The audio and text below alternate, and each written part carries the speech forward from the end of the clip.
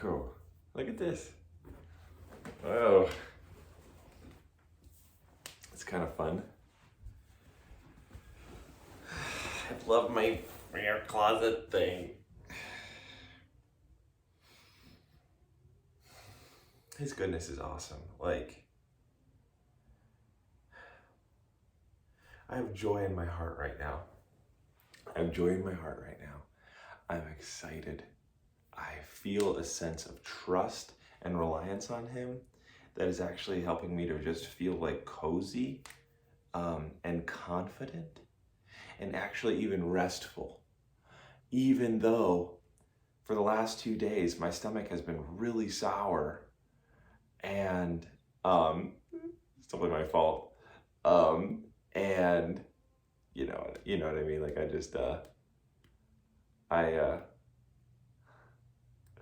like to take a lot of care of my diet and stuff and think about things and try to be smart, but also to balance sort of sustainability and like what's burning me out about stuff. So I try to balance those two worlds until I can find like a healthy rhythm of like, whether it's like an ebb and a flow, where I move pretty diligently here, but then I rest pretty well here, and I focus on what's being strained, and then I try to particularly create an environment where that thing that's getting burnt out is then being nourished specifically, like specific rest. And a lot of times, like just bed rest isn't always the kind of rest you need.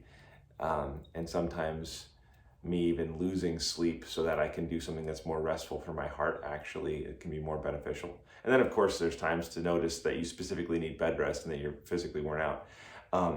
But in this particular case, I probably could use some bed rest because my stomach's been pretty messed up and we've been staying up pretty late and losing sleep. And yesterday we ended up staying at the tiny house for a while, and I put in this French drain and was digging in and stuff, and we ended up not getting home till late, not getting to bed till like 3. And then we're thinking, well, it's Monday. Monday tends to be our makeup day because we have real busy weekends. And so let's catch up, Monday morning. Well, come the crack of dawn, I hear banging on the door this morning, and it's Ohio Edison, and they want to fix our power. And it was kind of hilarious what happened. But anyways, now you got these guys literally right outside our bedroom window because that's where the meter is, and they're just laughing and joking with each other. And you're like, all right, well, sleep's done now. Julia's up, I'm up. We didn't really get much sleep, and we changed our plans. We were gonna go do some stuff tonight, but now because it feels kind of like, if we are losing sleep like this and we're gonna try to do something extra in the evening again, like it seems like we're not managing that rest thing very well. So I think we're gonna reschedule because there was some grace there. But flexibility is super important.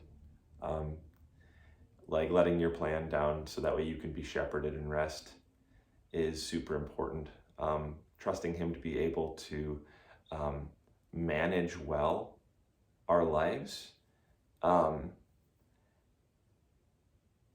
the full rich content inside of our lives, and trusting him is actually a very powerful place to be, because when you realize the alternatives, we don't actually bring very much to the table, but we feel like we do, and that causes a lot of striving and pushing in relationships that can burn us out, and also make us feel like accused of being unloving and guilty of that when we make decisions that are for the purpose of rest, when we could Schindler's List, like this ring would have this little bit of time we could have given to these people, these people we haven't seen in forever, we could but that would make us Schindler.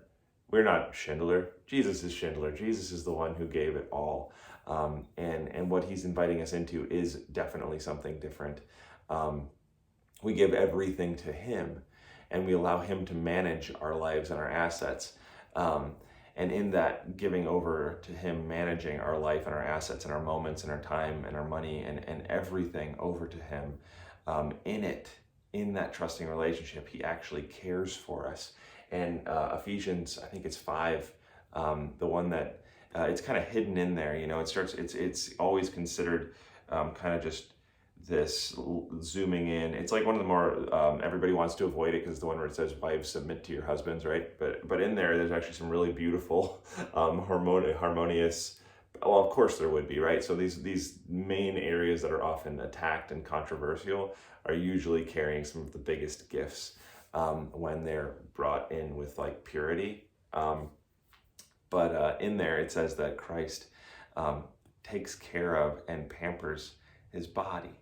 And when you think of Christ being the head of a body, and you think about what it takes to discipline your own body and to treat your own body well, sometimes you fast, sometimes you feast, sometimes you rest, sometimes you work out, sometimes you do things that are uncomfortable, sometimes you do things that are comfortable. And all of these things, you can't just go based off of the feeling, otherwise you'd never know how to balance it. That's why you need a head to be able to manage those assets for you, and you need to trust the head in order for that to work out well, right? And so he does actually care for us and bring us into places of deep rest and recovery, like somebody who's in charge of a body would, but he's managing all of these different things. And if we over trump up the sense of us being the hero of the story, then we're going to probably miss that. And so we need to recognize, I think, two very life-changing little meditations of my heart have been, Jesus, you're the hero of the story. Jesus, only you get all the glory. Jesus, my defender, my lover and best friend. Jesus, you're the hero yet again. And then the thing that's really been life-changing to me has just been this simple, you're doing it all. You're doing it all. Even right now, even right now. So everything in our life, every moment, every thought captured into submission to the knowledge of Jesus Christ, all things are from him and all things are to him. He's reconciling all things unto himself. Without him, nothing that was made was made. He keeps track of every one of our tears in a jar. The way he is comprehensively healing, comprehensively trustworthy. And we enter into his ministry of reconciliation, where some sow and some water, but only he brings the increase. And his thoughts are higher than our thoughts, and his ways are higher than our ways. And our relationship is between that of a sheep and a shepherd, one who knows everything and one who does not see everything, because all we can't comprehend, because all that is seen came out of a place that we don't see. And therefore, what we don't see is actually greater and preeminent and more pertinent than what we do see. And so we can't trust and rely on our own understanding in order to move well through this reality, where actually most of what's going on is in a place that we don't see, because it's characteristically more grand because we came out of it, right? All that is seen came out of what is unseen. Therefore, what is unseen can't be contained within what is seen. It can only have shadows and reflections and dimly lit aspects of it, and so it's a really big deal in that regard. And so that's why Proverbs, I think it's 3 verses 5 and 6, it says basically, lean not on your own understanding, but in all your ways acknowledge him, and he will direct your paths, right? So it's this relationship between a sheep and a shepherd. So, and Jesus modeled this, even though he himself was God, didn't consider equality with God a thing to be grasped. And he said himself, the Son does nothing on his own, but he only does what he sees the Father doing. So we're called into this relationship of acknowledging him over what we see and understand. And Jesus gives us the advice, go all the way into the backest of back rooms in your house. And what we're doing in that place is we're listening for a still small voice, right? Because it wasn't in the thundercloud, it wasn't in the fire, it wasn't in smoke, it wasn't in all these different things that we can understand and see. It was actually a still small voice. And that still small voice has more authority and say than anything that we see. It's more pertinent than anything that we see. He sits at the place of all power, honor, and authority, and still speaks with a still small voice. Because have you ever been in a conversation with somebody who's yelling at you? When somebody yells at you, what do? You actually batten down the hatches and you let less connection with that person interact with you. Because if you let that open, you know that they're going to hurt you and damage you because they're yelling, so you actually close off. You close off, okay? It's like the picture of like a clam, right? But when somebody whispers, what do? You lean in. You lean in. When somebody whispers, you lean in. You open up. You prioritize connection. Whispering emphasizes connection, whereas yelling overtly actually causes us to pull back and disconnect. And so the reason I'm drawing that relationship there is to show the benefit and the highlight of somebody whispering to you is that it actually causes you to prioritize connection in that moment innately. To prioritize connection. And I believe we're called to prioritize connection over everything, just like Jesus did, because he only did what he saw the Father doing. That means he was prioritizing connection over everything. That means he saw something over here in options and he chose not to do that. Or he saw that the Lord was working over here and he chose to do that. It's a really big deal. So there's this whole hand-in-hand relationship with the Lord that we really are invited into, to not lean on our own understanding and not worry about tomorrow. And so we're always faced with sort of a topic point in life, something that's right in front of our face, that we have to respond to. It's not like we're not living this life. We have to respond to it, and we do have understanding. And Solomon, said, above all, I think he said, get understanding, right? So you get it in all you're getting, but of all we get, we still give it all back. In all we get, we still give it all back regularly. We die daily and we give him everything. Unless a seed goes into the ground and dies, it can't produce a harvest. But when it goes into the ground and dies, it actually produces a big harvest of 30, 60, even 100 times what was sown. And so it's really good to die because there's always increase. And so sometimes we don't understand that. But Solomon pointed out,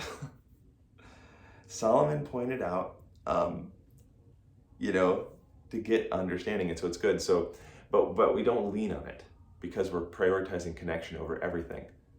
And the more we prioritize connection, the more our understanding actually makes sense. It's true. And in this way, Jesus said, praise you, Father, that you have hidden, that he hid from the wise and the scholarly what he's made known to children. It's that level of humility and dependence that actually ushers in revelation. He says, unless you receive the kingdom like a little child, you won't enter into it. It's very important to be like a child. And then it says, fear not, little children, for it gives your Father great joy to give you the kingdom. And then you have things like Proverbs 1 verse 33, and it says, but the one who always listens to me will rest unafraid, confident and courageous, sheltered from the storms of life. That sounds like the kingdom to me. The one who always listens. A child always listens. A child doesn't lean on their own understanding. They don't have their own understanding. We've not yet grown up into the knowledge of all things. So we rely on connection over everything. But even as he does reveal stuff to us more and more and more, he's still training us in that singular point, and that's that connection over everything is still the most important. This is an eternal attribute, is that we are being reconciled unto Christ permanently. And according to Psalm 110, his people will be his love offerings. Refreshed by love, he will stand victorious. He will drink from his inheritance as from a flowing brook. Refreshed by love, he will stand victorious. Verse 3 says we're the love offerings.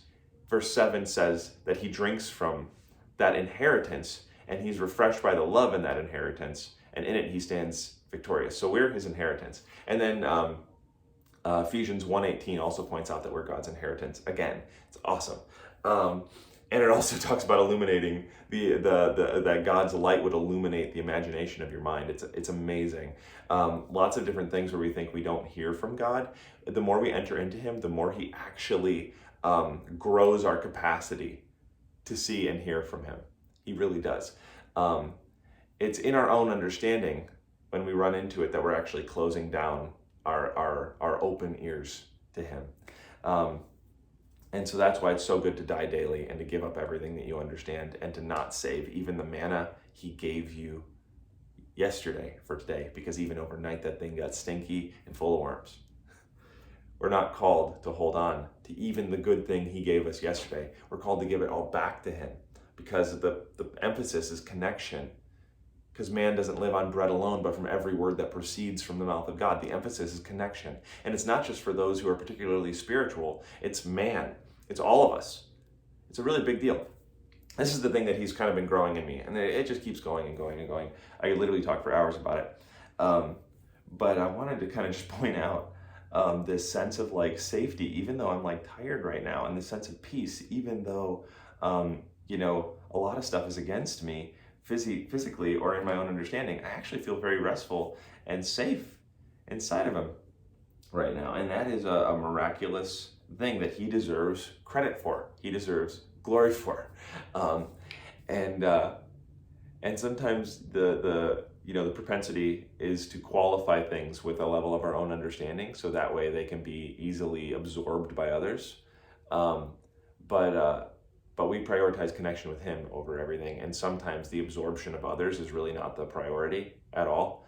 In fact, that's part of what he does. He makes something overt to those who are humble and hungry that is hidden from those who are only seeking to inflate their own knowledge. He does that. He does that. That's the way that Jesus speaks. That's how he speaks. It's how he unfolds and offers parables, That's what he's doing with parables. It's this level of hiding something not from us, but for us. And when we have the right heart posture, we can actually enter into that thing like a child. And so that's awesome. And he gets all the credit for it. And that's the point, is that his faithfulness, and we receive his righteousness as a gift, not by being righteous, but by receiving the righteousness as a gift. Julia pointed out to me this morning that Adam and Eve didn't do anything to be righteous. They simply were created righteous. And it wasn't until sin entered the world. It wasn't until sin entered the world that they were now at odds with their righteousness. So here's this amazing thing. We think in the church instinctively, and this isn't to beat up on the church at all. This is just simply something that is true. Instinctively, when we rely on our own understanding, the logical thing is, if this is the correct thing to do, then let's cut off everything else and focus on this. We actually shrink in and try to create a little campfire around righteousness. We try to everything is evil. Everything is evil, therefore we sterilize everything, and we go inside of our sterile operating room, and this is the place where we can actually do things. But this isn't actually the way of God, because God is actually greater. Light is greater than darkness. And everything was created to be righteous. And it wasn't until sin entered the world that was ever even a question. It wasn't even until sin entered the world that it was even a question whether or not something was righteous. And so now, what actually is going on is that Jesus is conquering sin. He's isolating sin. He's teaching us to catch for us the foxes. He's teaching us to take every thought captive into the knowledge of him, as he's reconciling all things unto himself. And even what the enemy intended for evil, he intends for good. And there is nothing, because all is for his glory. So he's redeeming everything, even the bad stuff. Even the bad stuff, because the genius Lord Jesus loves to use what is there. Do you ever notice this? Like the thing that I love to talk about all the time is Mark 8:15, where he talked about the leaven of the Pharisees and of Herod. But what happened was the disciples thought he was talking about bread when he said that, because Jesus is like, hey, avoid the leaven of the Pharisees and of Herod, right? Well, the disciples don't get that he's drawing a parallel here. They don't get that yet, right? It's kind of hidden for them, but from them also. It's not from them, but it's hidden for them. And so they hear leaven and they think bread. And so Jesus changes the subject at that moment and starts talking about bread. He stops talking about this thing. He starts talking about bread, because that's what they were talking about. So he uses what's there to teach. That's what he does. He's a genius, and he uses what's there. And we need to understand this aspect of his character, because it's not that he just has this sovereign plan, and unless it's all going according to that plan, and unless we keep ourselves sterilized in here, that this thing isn't going to happen. No, he is reconciling all things unto himself, even the bad things. even the bad things. And we glory in his ability to do it and to conquer those things. And that's the way that we have confidence. That's the way that we have confidence, is in his ability, But we do get a little bit over the top, But the fact is that he's actually working through all these different things. And you see him using what is there when Paul is inspired to point out a monument to an unnamed God, and God used what is there. There's a million different things where the Lord is just redeeming and using what is there. And so that's just the way he is. But the awesome thing when you think about it this way is that now sin, if you remove sin, everything is righteous. This right here is going to probably make a lot of, if anybody heard me saying this right now, they'd probably be like, wait a minute. You can't be that careful. You can't be that uncareful. But think about it. If you remove sin, everything is righteous. When God created the heavens and the earth and he created man, they were righteous. And it wasn't until sin entered the world that things started going wrong. And so Jesus conquered sin in the grave. And now his grace covers a multitude of sin. It's amazing. And it's because he's conquered it. He's conquered it. He sits at the highest place, the highest say, and his intentions are not to cause us to behave and to perform well. It was never based off of our performance, because righteousness is a gift. Righteousness is a gift. That's the whole thing. That's the whole thing. You can't do the law. That's why Jesus needed to come. But he didn't abolish the law, because righteousness is still righteousness, but he fulfilled it. He fulfilled it because we couldn't attain it. We could only receive it as a gift, which was the whole point anyway. Never that we would have to attain it. And so we need to kind of get a little bit unfocused off of our own works and point a little bit more back at him, taking every thought captive into the knowledge of him. But do we, just live in this grace so that sin might abound? Absolutely not. Jesus said, if you love me, you'll do my commandments. If you love me, you'll do my commandments. Paul said that love is the fulfillment of the law. The Psalm 110 says that the Messiah's inheritance is the love of his people, and he drinks from it and is refreshed. And then you have Mary, who's sitting at his feet, living from every word that proceeds from the mouth of God, right? It's awesome. And then Martha comes out and says, Master, there's a whole bunch of other stuff to consider. There's a whole bunch of other stuff we got to do over here. And he says, Martha, Martha, you are concerned about many things, but few things are required. Few things are required. Indeed, only one. But he did say required. So that means one thing is required.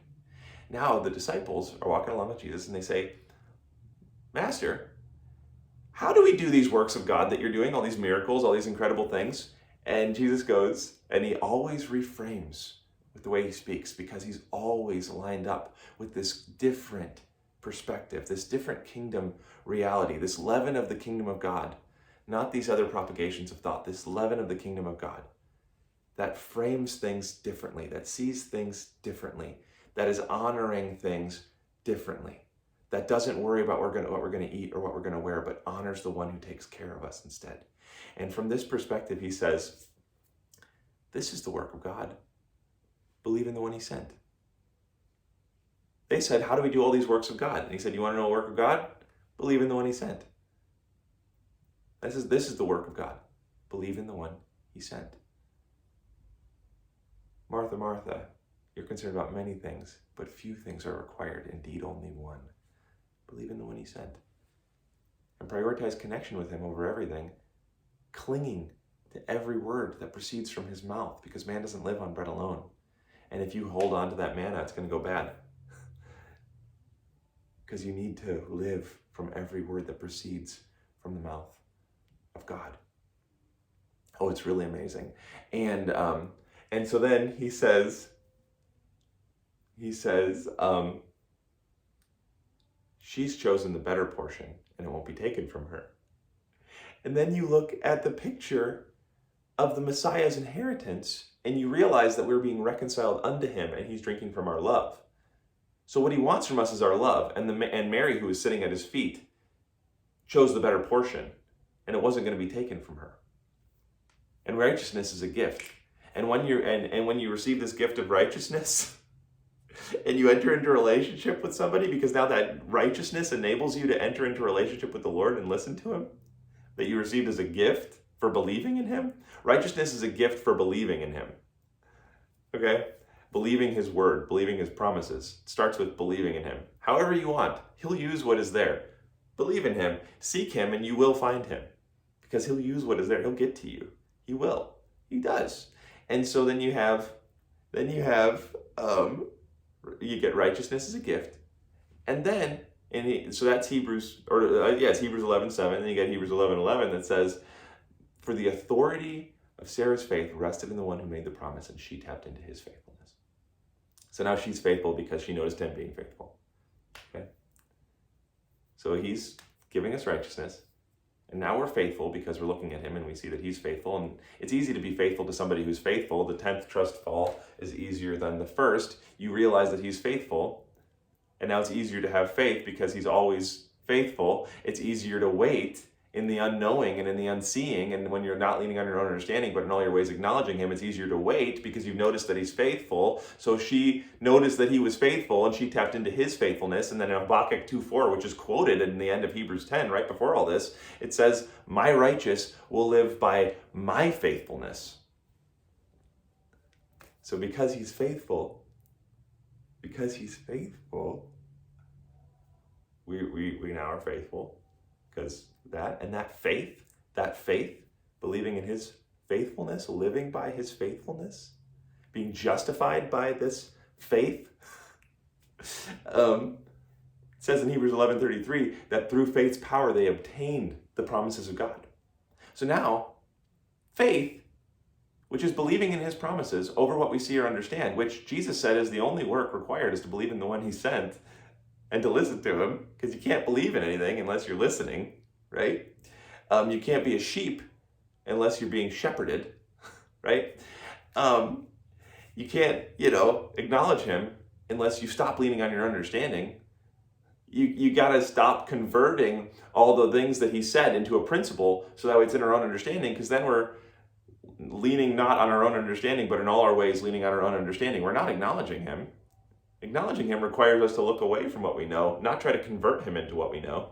We have to actually enter into a conversation with a shepherd who knows stuff we don't know.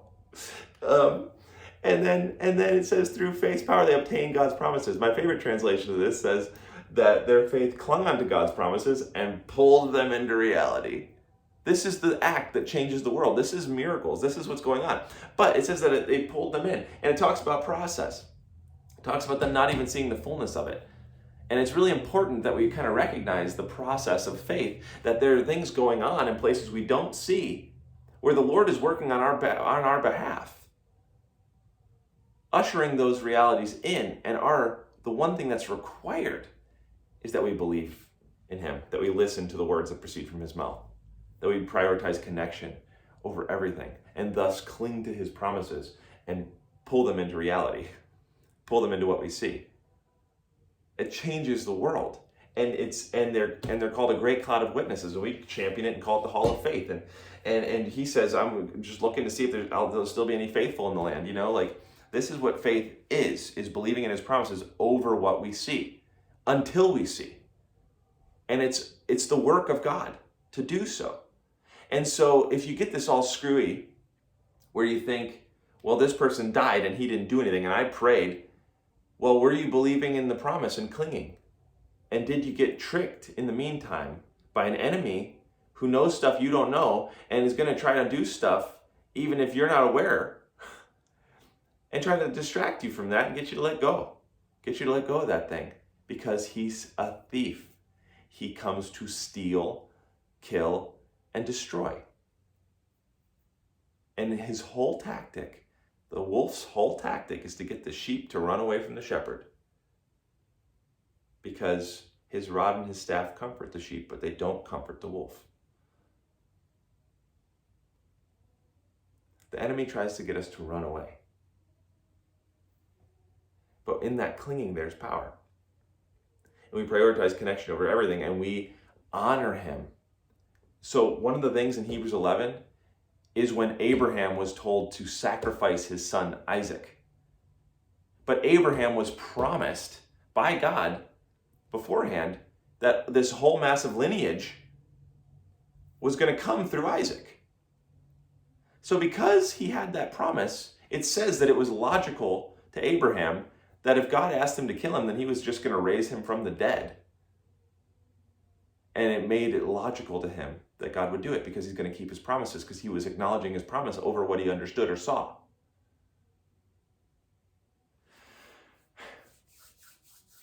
So we need to kind of like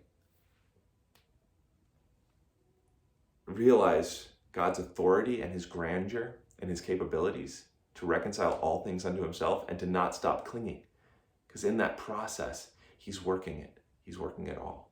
But we have to let go of other stuff. You got to let go of unforgiveness. You got to let go of other stuff. You got to put stuff in his hand. Because when you say, I'm not going to forgive that person, you're saying, I know you can do anything with anything and you can rework everything for the good, but not this.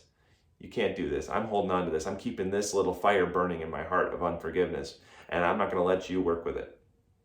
There's lots of things like this where we need to just let everything go. And that's why the place of unleavened bread is so powerful. That's why dying daily is so powerful, because we let go of everything into his hands. Genius Lord Jesus. I love this. I think that a better picture of Jesus, a better picture of the Lord, is not this Zeus lightning bolt judge with one of those white wigs and a gaffle. A better picture is a composer with his hair all crazy, and he's playing music, and he's using things that he shouldn't to make them do things that are beautiful. This is a better picture of our King. And so you love to let go into those hands. It's scary to let go into this other character, this one who only wants justice and the letter of the law, and who judgment conquers mercy, But no, mercy triumphs over judgment, and he loves to give us what we don't deserve. And while we were yet sinners, Christ died for us. While we were yet enemies of God, Christ died for us. Love triumphs over justice. Even though his throne, according to Psalm 68, is founded on righteousness and justice, it's love and mercy that's proceeding from it in Psalm 68. So good. Yeah, man. All right, so I wanted to talk about the whole thing with sin, where you put the sin over here and you're like, wow, okay, you get rid of that and everything that's left is righteousness. This is a restored reality. I think the enemy has worked overtime to reframe all of existence to us in a lot of different ways, and to get us to scare us to run into our own understanding, run away from the one that we're acknowledging above our understanding into our own understanding. He works real hard to do that. But yeah, this is really good. This is really good. Yeah. But yeah. And now, when you think about like holiness and stuff, which is kind of what I wanted to process, right? Because I've had issues with these things because they come at the cost of relationship, which Jesus prioritized connection over everything. But in prioritizing connection over everything, there's this thing where all of a sudden you're taking every thought captive into the knowledge of Jesus. And now sin is almost getting relegated into this little corner unto being snuffed out. And all that's left is righteousness. And David calls it a broad place. He brought me into a broad place. And I love this relation because as God was kind of opening this up to my heart, this broad place, I'd love to go to this one parking lot and video journal like this. And I was so excited to talk about a thing. I go into the middle of this parking lot and I throw the car into what I think is park and I start talking. And as I'm talking, the out of focus windshield in front of me, because my phone's in the little holder, the out of focus windshield in front of me is moving. And I'm realizing, oh my gosh, I'm rolling backwards while I'm talking. And I throw the car into park. And I was very glad I was in a broad place because the Lord is creative. The Lord is creative, and his grace covers a multitude of mistakes. Sin is like missing the mark. It's actually like an archery term. His grace covers a multitude of it. And 2 Timothy talks about grace giving us confidence that comes through grace. But the one who always listens to me will rest unafraid, confident and courageous, sheltered from the storms of life. It's because he's using it. But we have to let patience have its perfect work. We have to let patience have its perfect work. We have to be allowed to let go of these plans enough that when something is presented to us new, that we let go of where we thought we were going and focus on that new thing that's been presented in front of us with the option of either leaning on our own understanding or acknowledging him. We have the option of either leaning on our own understanding or acknowledging him with the problem that's presented in front of us. And when he was teaching me this lesson, I randomly got invited into a chess match at Advanced Auto Parts. When he was teaching me this, looking at the problem that's in front of me and letting patience have its perfect work and not trying to go ahead and worry about tomorrow and make my own extrapolations of what I think is happening, I go to Advanced Auto Parts to get some stuff to change my brakes. And then I get back in the car after buying it and I think to myself, I should go back in. For whatever reason, I feel like I should go back in. And I'm thinking, you know what? I'm going to go back in and I'm going to say, can you help me get this rusted 2-inch ball off my hitch? Because I'm having trouble with it and I bet you have a tip. And I know these are the kind of guys who love that kind of problem. So I'm thinking, maybe the Lord's doing something here. I'm going to go ask for help. Even though I could lean in and try to just do this on my own and do the independent thing, I'm going to go ask for help. And I felt like there was some grace to do that. So I go in and I end up talking to this guy, Curtis, over the counter about doing the thing. And in the conversation, something clicks in his eye, and I don't really know what was the topic, but then he goes, do you want to play chess? And he has a chessboard set up over here. And I didn't even notice this earlier. There's like a little sign that says, play a game of chess. I was like, man. But apparently Curtis really loves chess. And Andrew, who's very brilliant, who works there, is like, oh my gosh, yeah, go play him. I'll take care of getting the ball off your car. So he gets all the tools and all the stuff and all the sprays, and he's working on this thing for free. And I'm invited to go. So now this thing that I had to do anyway is getting done by somebody else, and a stranger is tending my field, Isaiah 61, and all of a sudden I'm playing chess with Curtis. And through this lesson that God had in my heart, and so because he's been stirring me up in this, my brain's kind of tuned with sensitivity because I'm trying to prioritize connection over everything, which is why I even went back in.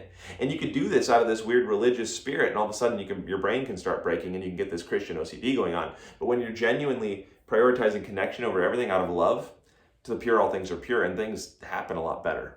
It's really true. And that's I think the leaven of the kingdom of God personally. So that's Matthew 13:33. But now you go to Curtis and you're playing chess. And I'm playing chess with Curtis, and I haven't played chess in probably like 4 years at least. And I start doing really well. And I find out later that Curtis is like, he goes home, he lives and breathes chess, he loves chess. Nobody beats Curtis, everybody's ticked at Curtis. He loves to play with everybody, he loves to school him, But step by step, genuinely not strategizing, not leaning on my understanding, acknowledging the Lord, and with patience, letting patience have its perfect work. Every single move he made, I felt like God was giving me grace to reanalyze the entire board. And through this process, there's like other people there who have been trying to play with Curtis, other workers who are like, oh, you got to do this, and he's going to do this, and he's going to do this, and this is how he thinks. And it's like reframing any strategy I had in my head anyway. And I'm like, man, I really can't keep up with like keeping track of this. But I knew that it was a weird God thing because I'm playing chess in Advanced Auto Parts, and I felt like I needed to go back in. So I'm, all in, and I'm listening, right?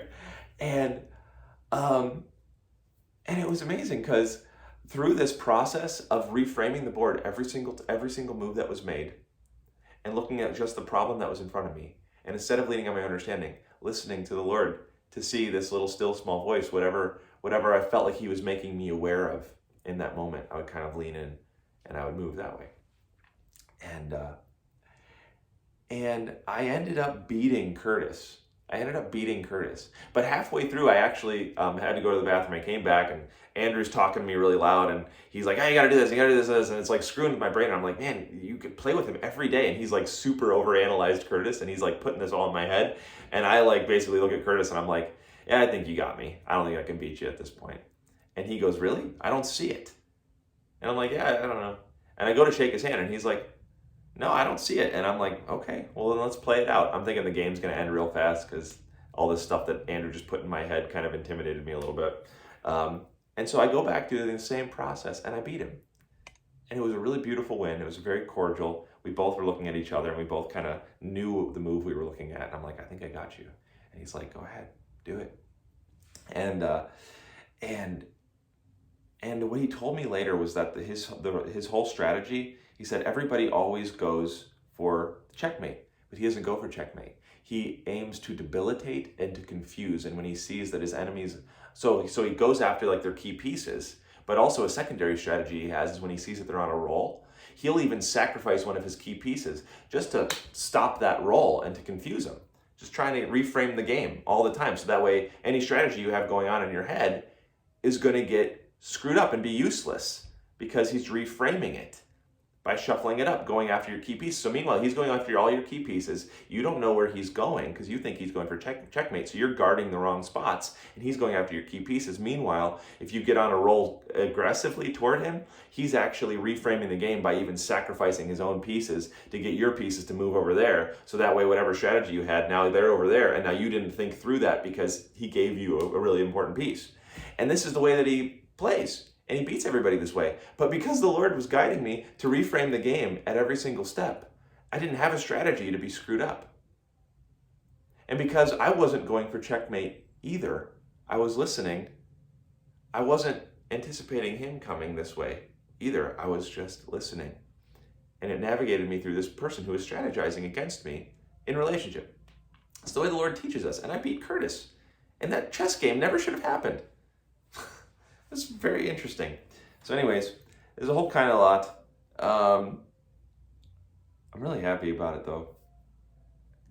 It's a huge deal. There's a lot here and there's even just more and more to be said, but kind of happy to process it. So I'm going to stop here and I'm going to go back to kind of just processing this sin thing. But I think this is actually, even though it's so long, I feel like there's a lot of good in here. And if this is at all comprehensive, I think that a lot of what God's been pouring into my heart here could really be a blessing to many.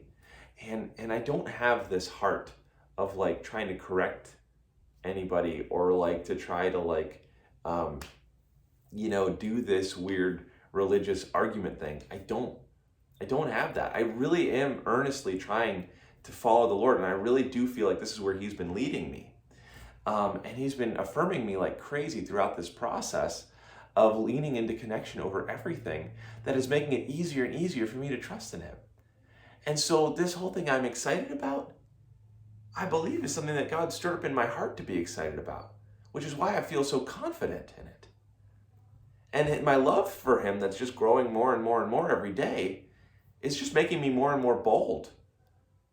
Because love kind of doesn't operate the same way as understanding. Understanding will take much less risks. But because of love, you might actually die for somebody. Talk about risks. So it's a very different way of thinking. But I do believe it's the Lord that kind of brought me here. And so if this could be a blessing to anybody to kind of see my process or to kind of piece together whatever the Lord might be doing with you, here it is. Here's kind of a baseline of it. And in all of these little things is like hours and hours of time with him and him like talking to me about it and me doing like the whole thing of this started with like tons of random thumb flips. Like I just wake up groggy in the morning and tired and just have random thumb flips.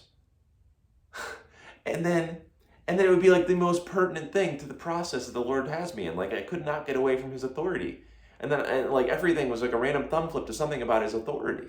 And then I realized that he's creating a foundation in me based off of his authority. Because you can't grow in faith without realizing his full authority and where he sits. And then when you understand the one who has full authority wants you, and he wants you for you, and that he's giving you righteousness and that nothing can separate you from his love, not even your own failings, and that he actually has the full authority to back that up, it changes the way you perceive what he's saying. And he's done this whole big progression. And so I'm really affirmed in my spirit, you know? There's lots of other stuff that's gone on. But I think this is very valuable, and I do believe this is a word for the season we're in. I do believe it's a word for the season we're in because in general, the enemy has strategized a lot to put the church in a specific mind frame toward other elements of humanity. and different churches in different areas at odds against each other.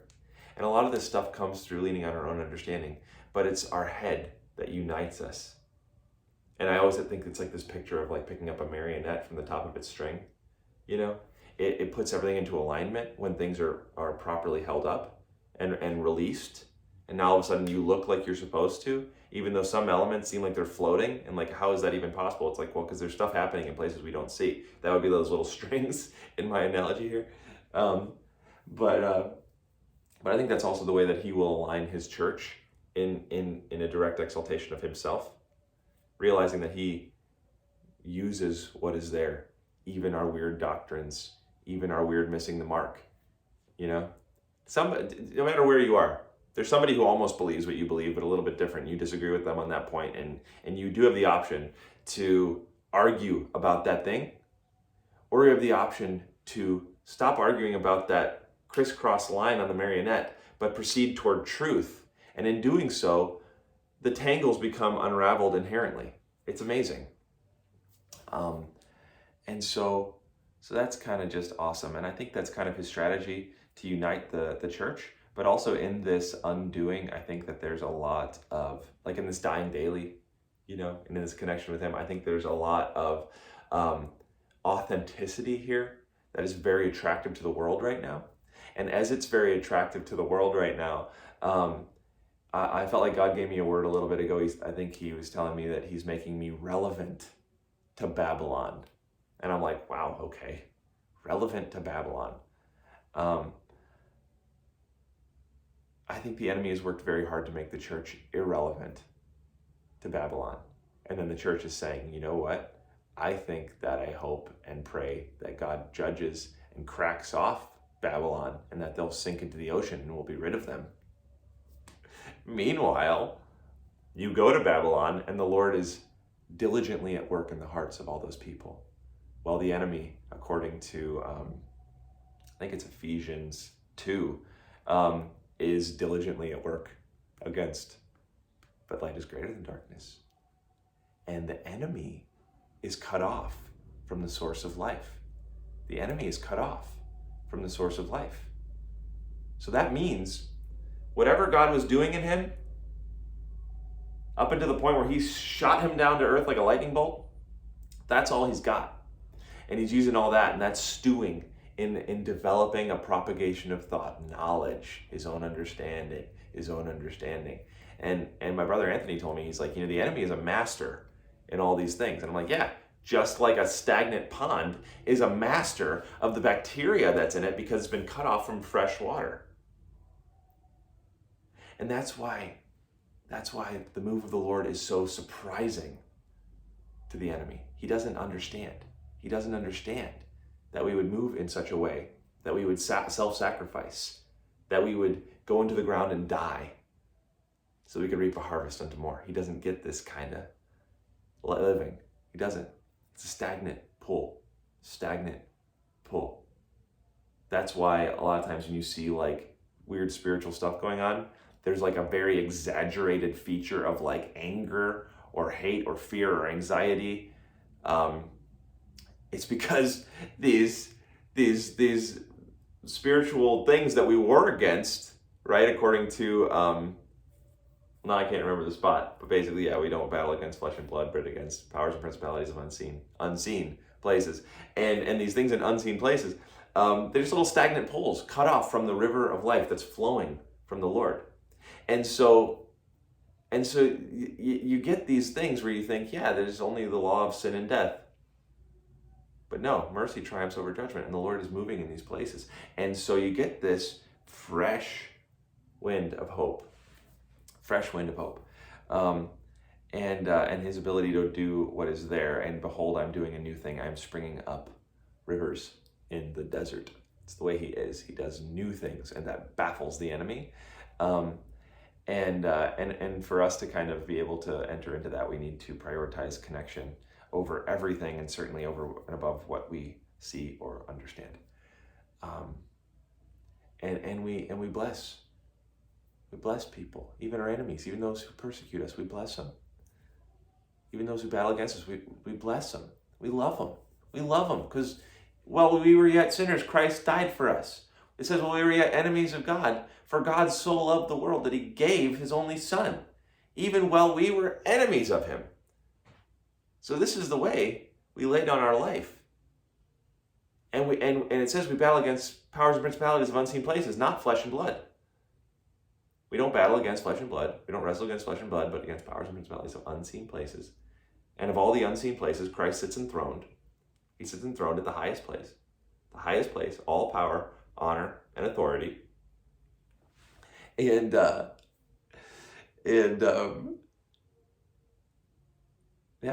it's really good news. And so there's like this spirit of the air that's going on right now. And then like the Lord is actually working in those unseen places on our behalf. Because the only way that we actually battle with the unseen is to acknowledge Jesus in those moments. It even says in Jude that even the archangel Michael didn't argue with Satan. He simply said, "The Lord Yahweh rebuke you." He referred him to the throne, the place of all power, honor, and authority. And even that word rebuke means to adjure, to censure, to determine either very right or very wrong. And so we don't lean on this understanding or try to argue with these things or anything. We simply prioritize connection with the throne over everything and refer everything over that way. Everything. We take every thought captive into the knowledge of Jesus Christ. And when the wolf growls at us, we say, interesting. I understand you're trying to intimidate me right now. I feel intimidated. I feel that low level of worry and concern, but I'm not going to run from my shepherd. That's silly. I'm not going to run into my own understanding like a dog barking into a bush and a quail flying out to be shot. I'm going to stay in my safe place. I can understand that you're trying to intimidate me. You're trying to provide intimidation and employ my own imagination. Because a dog barking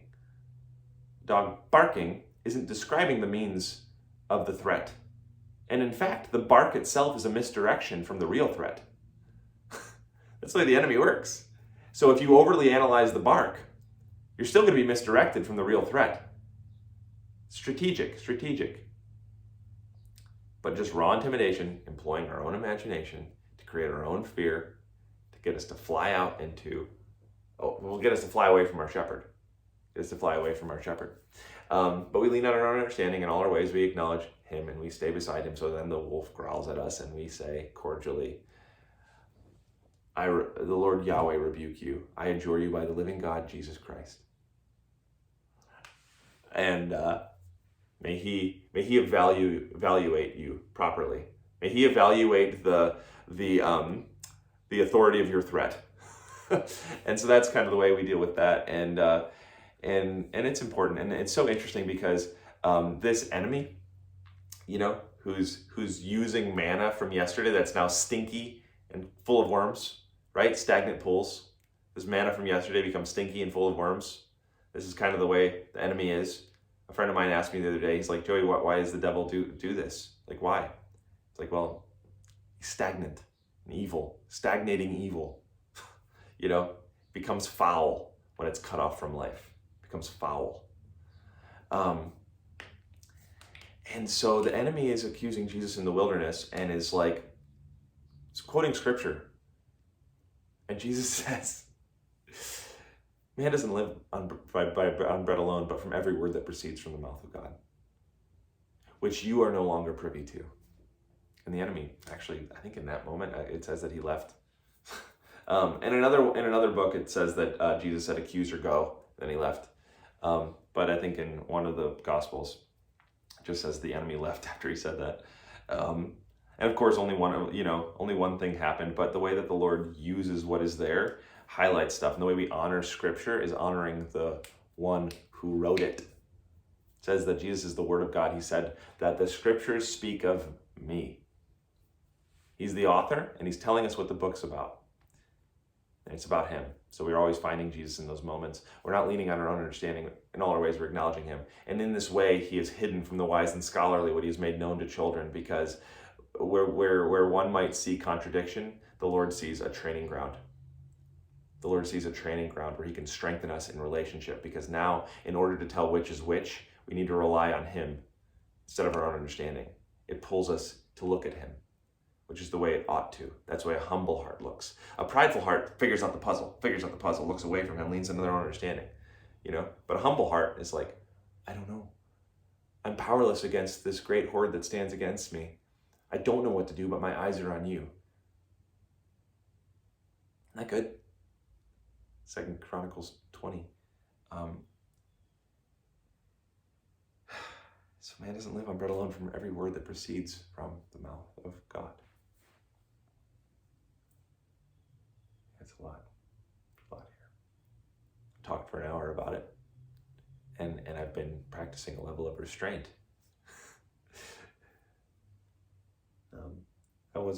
I never come to make these videos with the intent of posting them on YouTube or anything like that.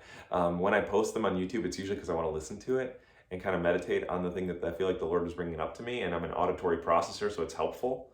And you can tell there's a lot coming out, and it would be hard for me to write this all down, and I don't really process through regular journaling. This is a better way for me to journal, and it's also, I have the boon of being able to listen to it. But I will post this, I think, because I think that there's a lot of blessing in here, and I like to release things into the Lord's hands, Not to try to exalt myself and be like, look at all this stuff I know, but to be like, wow, Lord, I know that you put this in my heart, and that when you're talking about these parables, you gave these guys talents, and like money. It wasn't actually talking about like their talents. There's other spots that talk about that, but this particular spot was talking about like money, and the ones who invested it did anything with it. The Lord was able to work with that thing and bring an increase. But the guy who buried it and didn't do anything with it, that was where he said, you wicked and evil servant.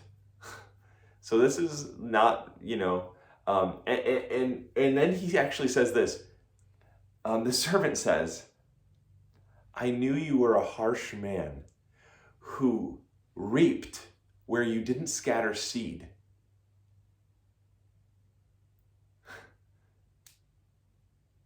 That he actually goes and harvests stuff that he didn't even plant. And then he goes back and the master says, well, if you knew that about me, then why didn't you do anything with anything that I gave you? Like, basically, I think what he's kind of saying is that doing anything, you wouldn't have gone wrong. You wouldn't have gone more wrong than doing nothing. Because I even reap where I didn't even start the process. So whether or not that was the right decision, I'm going to use it. So just do a thing. Don't just, And so that's what this sort of, a little bit, is me putting that out into his hands to be like, Lord, if you want to do a thing, because I can see this is from you. I can see this is from you. Whatever anybody else sees, I'm not trying to do anything. Anyways, so this is me putting that out there, and I just pray that, Lord, that I'm going to just pray Ephesians. I'm just going to pray Ephesians 1:18. Just so important. Okay, it's awesome. I lost him. Where'd you go? Found him? I lost him. There's Philippians. Okay, there it is. Okay. I'm going to just pray this and then end this, I think. I pray that the light of God will illuminate the eyes of your imagination, flooding you with light until you experience the full revelation of the hope of his calling. What's the hope of his calling? What is he revealing?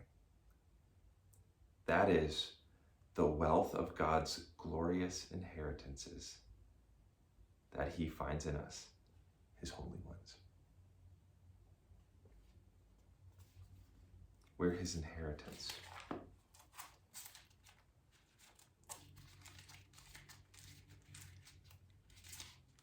He wants you. He wants your love. And he's sufficient that it would be well to be had. And he made you to love him. So it is good and safe to be loved by him. And I love the lyric, the greatest thing you'll ever learn is just to love and be loved in return. And you can't love unless he first loved you. So you got to go be loved. Your people will be your love offerings. And in the brightness of your holy ones, you will shine.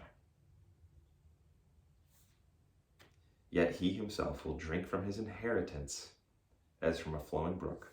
Refreshed by love, he will stand victorious. Psalm 110, verse 3 and 7.